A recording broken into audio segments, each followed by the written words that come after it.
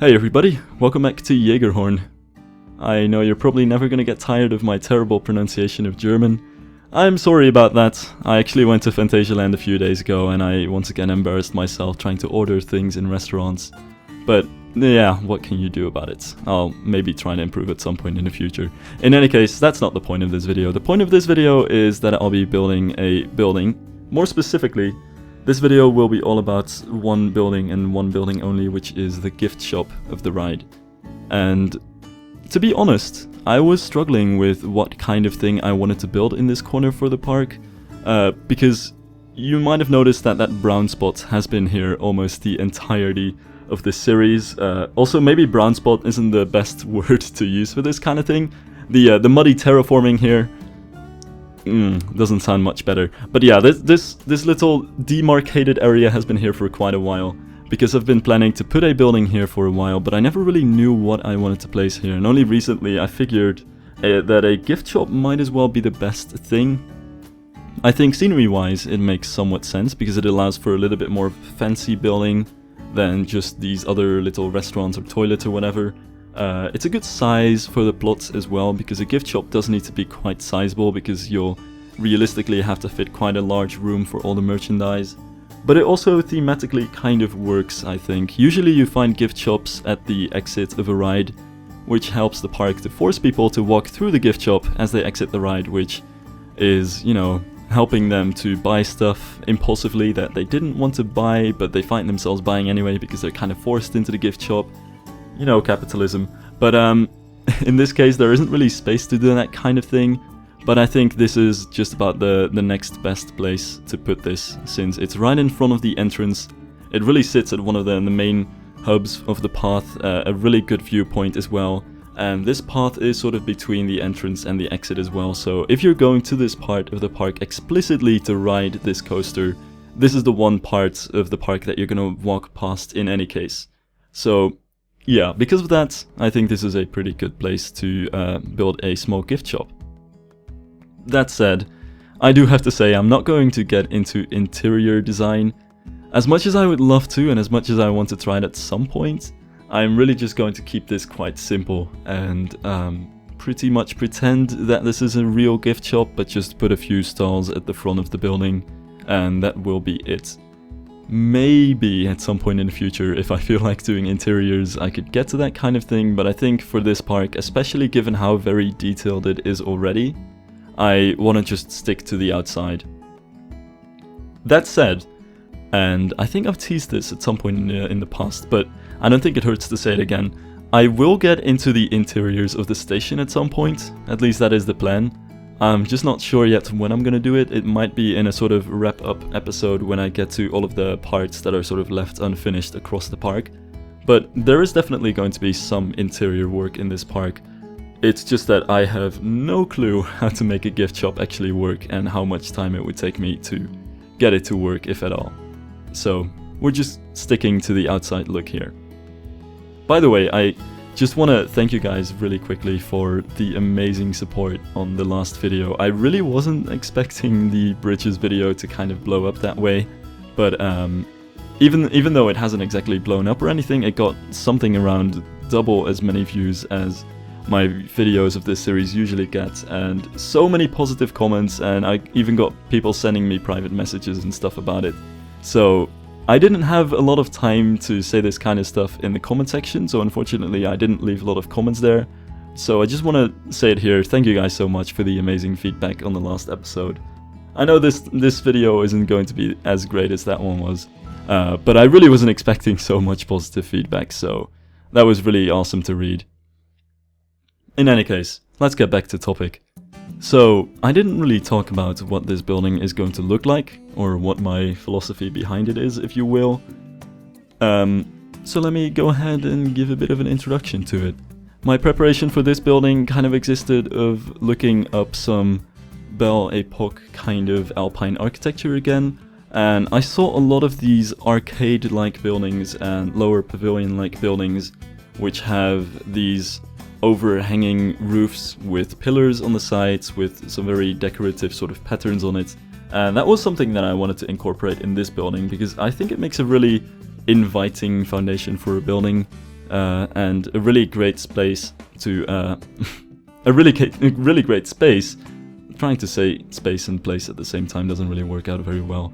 To place all of the small gift shops and stuff like that, because you get these exact one tile grid spaces between the pillars, which makes them just about perfect to have a bunch of counters behind them and line them up with all kinds of different items. So that was also kind of the plan behind this building, but I think overall it's a slightly more inviting design than just building very simple Alpine buildings, and it also, I think, brings the whole thing together.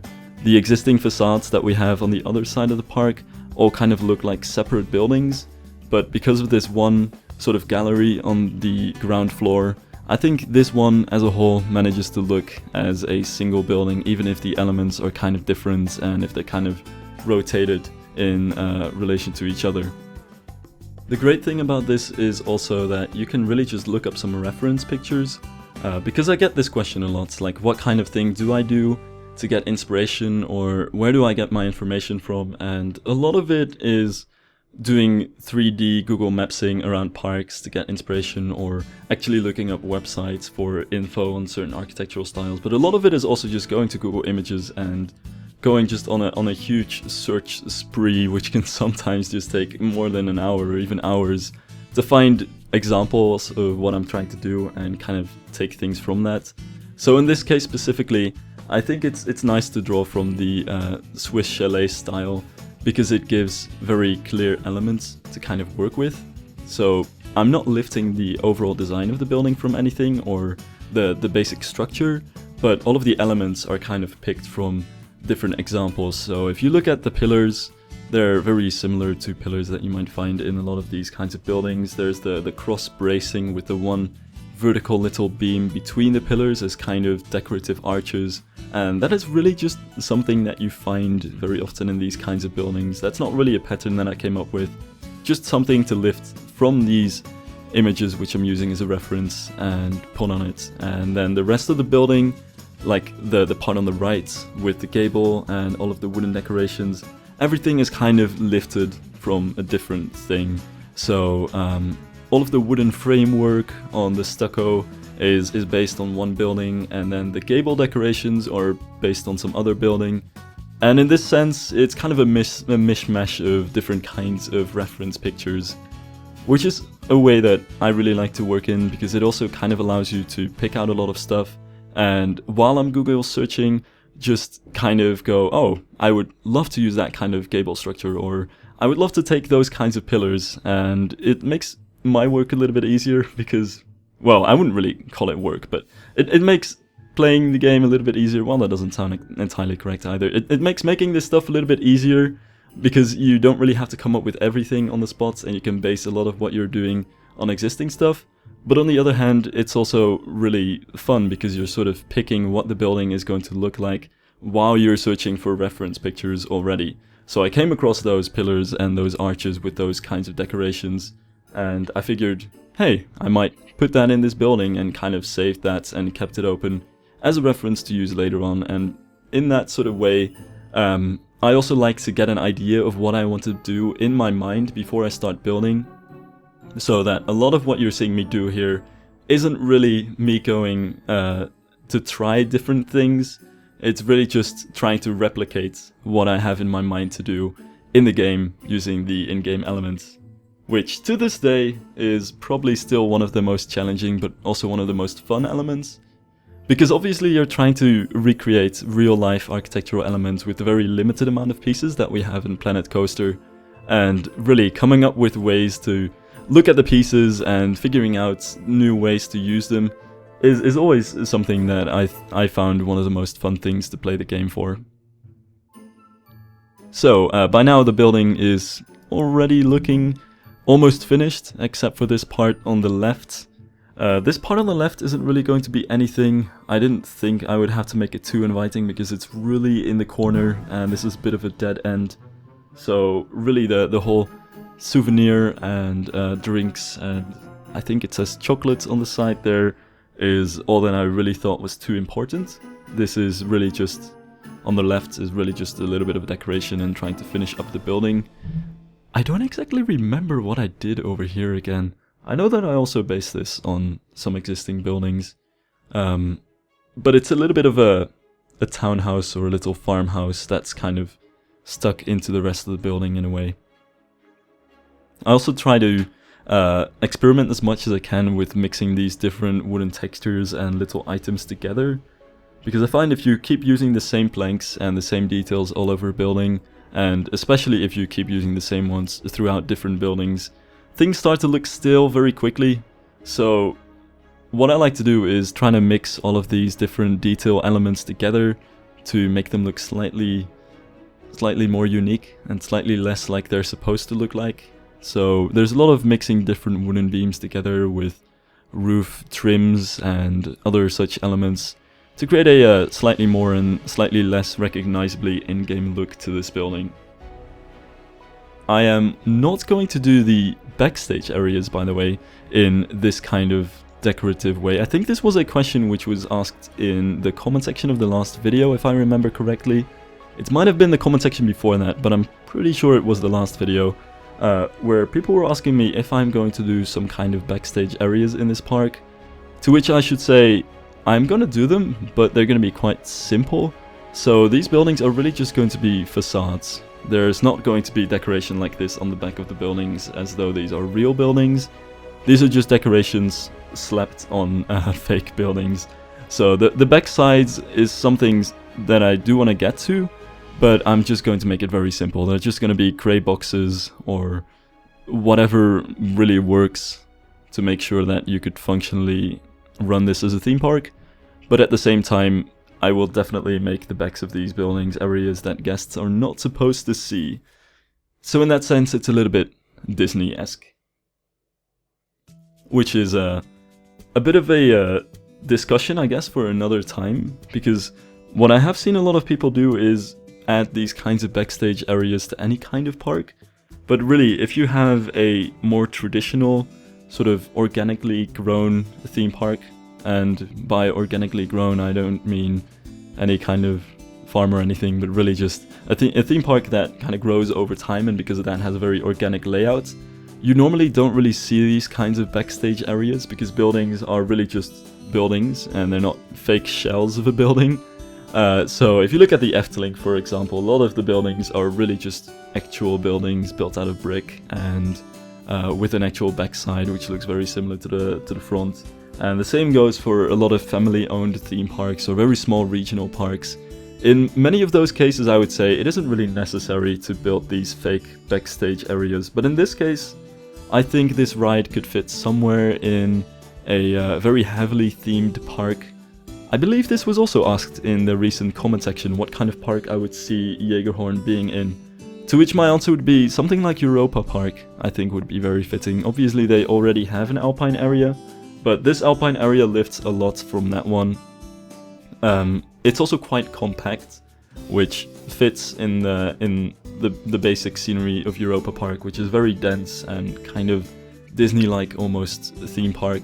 I could also see this fitting in Phantasialand, at least theme-wise, but I don't know if Phantasialand is ever going to get another very simple scenery area, because all of their recent projects, from Chiapas to Black Mamba to Terran to now Fly, are super dense and really built on top of each other, which is something that I definitely kind of want to try in Planet Coaster at some point. It seems like a fun challenge.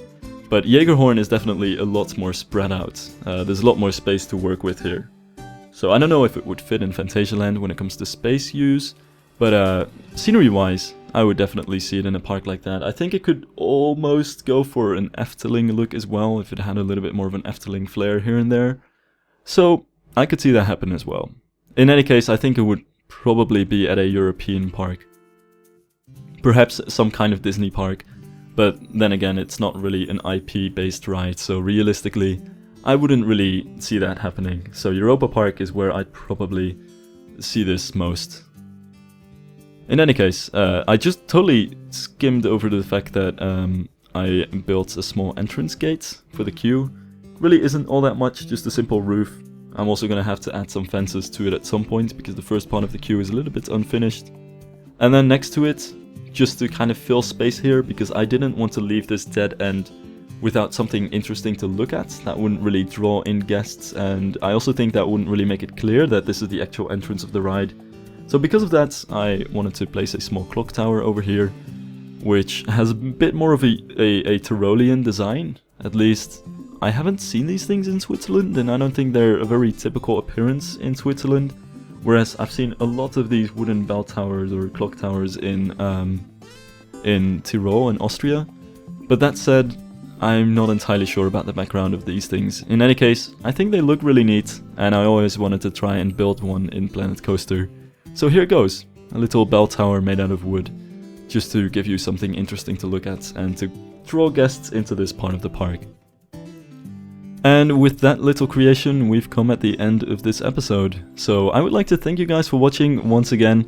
Just as a little info note, I am going to Scandinavia. I'm going to Denmark and Sweden right now, at least tonight, and I'll be there for about 5-6 days. And in the meantime, hopefully this should be uploaded to YouTube. And I'll try my best to stay active, but also I'm gonna travel back to Scandinavia for 2 weeks almost later this month. And I'll also be traveling to Poland at the end of this month to ride, hopefully, Hyperion, which is already booked and is kind of stressing me out for a few months already. But yeah, because of all of that, I'm gonna be pretty busy, so I don't think my upload schedule is going to be quite what I would like it to be. But I'll try to keep uploading at least every week, and also I still have some vlogs under my belt, so you'll see those come up along with the Walibi vlog, which should have recently came out.